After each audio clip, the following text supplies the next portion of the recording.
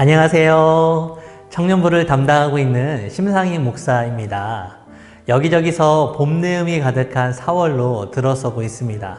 비록 코로나로 인해서 많은 사람들이 함께하지 못해도 어여쁜 꽃을 보면서 잠시나마 미소 짓는 시간이 되었으면 좋겠습니다.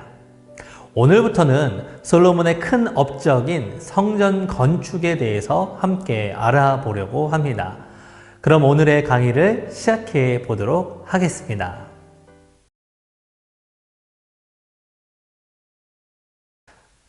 축구 경기에서 골 하나가 들어가게 되면 보통은 골 넣는 사람에게 집중되곤 하죠. 그러나 생각해 보면 그 골을 혼자 넣은 것은 아닙니다. 패스한 선수가 있었을 것이고 골을 막는 수비수의 역할, 그리고 중간에서 공을 조율한 미드필더까지 모두가 함께 지원했기 때문에 골이 들어갈 수 있었습니다. 팀워크가 있었기에 가능한 일이었던 것이죠.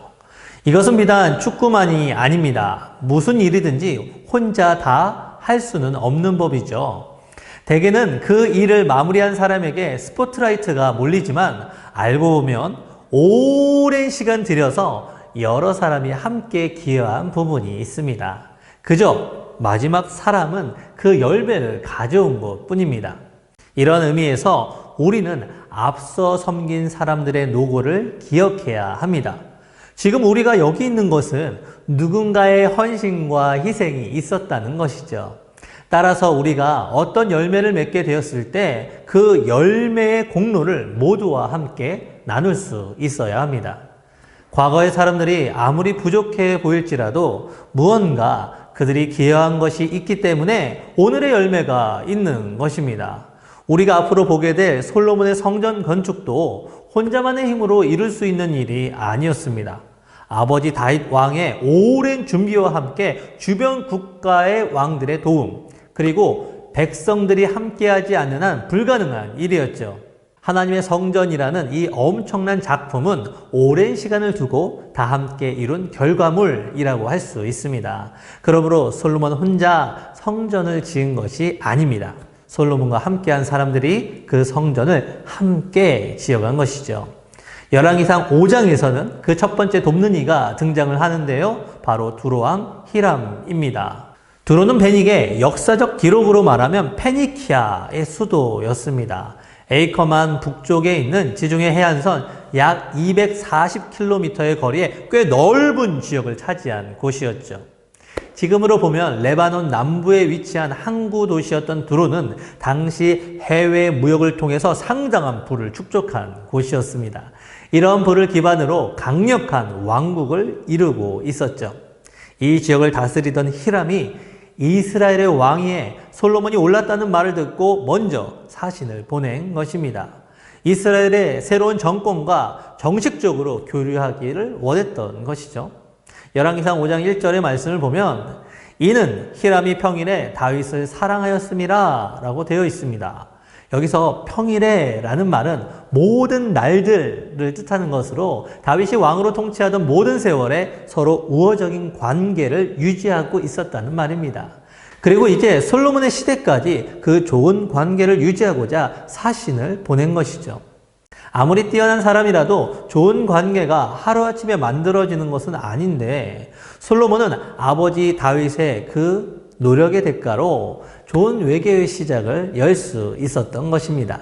이처럼 전임자가 후임자에게 베풀 수 있는 가장 큰 축복은 좋은 관계를 유산으로 물려주는 것이라 할 수 있습니다. 특별히 성전을 건축해야 하는 솔로몬에게 히람의 접촉은 정말 필요한 일이었어요. 왜냐하면 성전 건축에 있어서 히람의 도움이 꼭 필요했기 때문입니다. 당시 히람이 통치하는 그 레바논 지역에는 백향목이라는 나무가 있었습니다. 이 백향목은 웬만해서는 썩지 않았고 벌레에 강한 최고의 목재로 알려져 있죠. 그래서 모든 통치자들은 귀한 건물을 지을 때에 이 백향목을 재료로 얻기를 원했다라고 합니다. 또한 백향목을 가장 잘 다루는 기술자들이 있는 곳도 바로 두로 왕국이었습니다. 따라서 성전 건축에 있어서 두로왕 히람의 도움은 정말 필요한 일이었죠. 그렇다고 무턱대고 도와달라고 할 수는 없는 일이었습니다. 국가 간의 일에는 외교적인 지혜가 필요한 법이죠. 그런 점에서 솔로몬은 두루왕 히람에게 하나님의 지혜를 가지고 부탁하는 모습을 보여줍니다.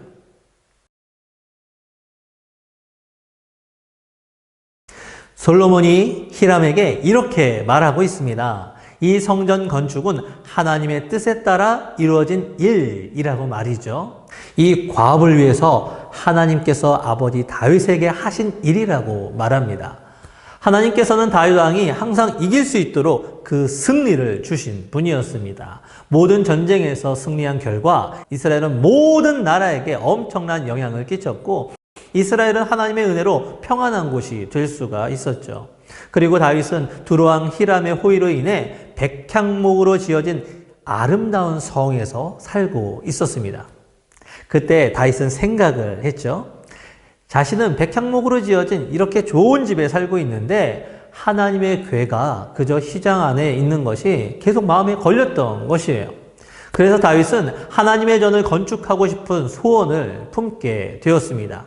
하나님께서는 이 다윗의 소원을 좋게 보셨습니다. 그러나 정복 전쟁으로 인해 피를 흘린 다윗이 성전을 건축하는 것을 허락하지는 않으셨습니다. 대신 다윗의 소원을 그 아들인 솔로몬에게 맡기셨던 것입니다. 특히 열왕기상 5장 3절의 말씀을 보면 당신도 알거니와 라는 표현을 통해 누구보다도 아버지 다윗의 마음을 가장 잘 알았던 것이 두루왕 히람이었음을 언급합니다. 그만큼 다윗 왕이 하나님을 향한 마음을 잘 알고 있는 것이 히람 왕이라는 것이죠. 이와 같은 말씀을 보면 솔로몬이 성전 건축에 대한 그 마음가짐을 알 수가 있는데요. 바로 하나님에 대한 경외심과 아버지 다윗에 대한 존경심으로 이 일을 하고 있다라는 겁니다. 이것은 세상의 왕들이 짓는 건축물과는 다른 의미였습니다. 우리가 잘 아는 이집트의 건축물은 당시 이집트의 왕 바로들이 자신의 위엄을 과시하기 위해서 피라미드 대공사를 단행한 결과였습니다. 그러나 솔로몬은 오직 하나님의 영광을 위해서 그리고 하나님께서 아버지 다윗을 통하여 그 축복하신 뜻을 이루기 위해서 성전 건축을 추진했던 것입니다. 이처럼 개인의 야심과 하나님의 비전을 정확하게 구별해야 합니다. 하나님의 비전에 자신의 삶을 드릴 수 있는 사람에게 진정한 축복이 임하는 것입니다. 또한 솔로몬의 말에는 그 주체가 하나님인 것을 알 수가 있습니다. 하나님께서 원수들을 패하게 하셨고 하나님께서 태평을 허락해 주셨으며 하나님께서 아버지 다윗에게 말씀하신 것처럼 자신에게도 성전을 건축하라고 말씀하셨다라는 것입니다. 영광은 모두 하나님의 것임을 분명히 하였습니다. 그리고 오직 주님께서 말씀하시니 자신은 그저 순종한다는 말이었죠. 마치 자신의 생각은 전혀 없는 것처럼 보입니다. 그러나 솔로몬에게 왜 자신의 생각이 없었을까요? 나름대로 아버지 다윗 왕과 차별화되는 모습을 보이고 싶고 젊은 왕답게 새로운 정책을 펼치고 싶은 마음도 있었을 것입니다. 그러나 하나님의 전을 건축하는 것이 이 솔로몬의 첫 번째 일이었습니다. 솔로몬에게는 하나님이 최우선 순위였던 것이죠. 그런 점에서 솔로몬은 철저한 신본주의자입니다. 신본주의자는 자기 생각이 아무리 많아도 먼저 하나님의 일부터 챙깁니다. 솔로몬은 스스로 하나님의 신하임을 인정함으로 진정한 왕의 권위를 가졌습니다. 우리가 하나님의 사람으로서 역할을 감당한다는 것은 이런 태도가 아닐까요? 먼저 내가 진심을 다해 하나님을 온전히 따를 때 사람들도 나를 따르는 하나님의 권위가 임하게 될 것입니다. 오늘의 강의는 여기까지입니다. 솔로몬이 성전을 건축하는 그 분명한 이유를 알아보는 시간이었습니다. 앞으로의 말씀도 정말 기대가 되는데요. 이 말씀 강의를 통해서 우리 신앙생활 모임도 좋은 나눔이 되었으면 좋겠습니다. 그럼 바로 모임 질문 알려드리도록 하겠습니다. 그 첫 번째 질문. 자, 이제는 어떤 질문인지 다 아실 것만 같은데요. 오늘 강의를 통해서 가장 기억에 남는 내용을 함께 나눠주세요. 그 이유도 함께 이야기해 주세요. 두 번째. 우리가 하나님을 믿는 사람으로 삶에서 하나님의 것을 얼마나 우선순위에 두고 있는지 생각해보고 함께 이야기해 봅시다. 자, 그럼 오늘도 풍성한 모임이 될 수 있도록 함께 기도하겠습니다. 그럼 안녕!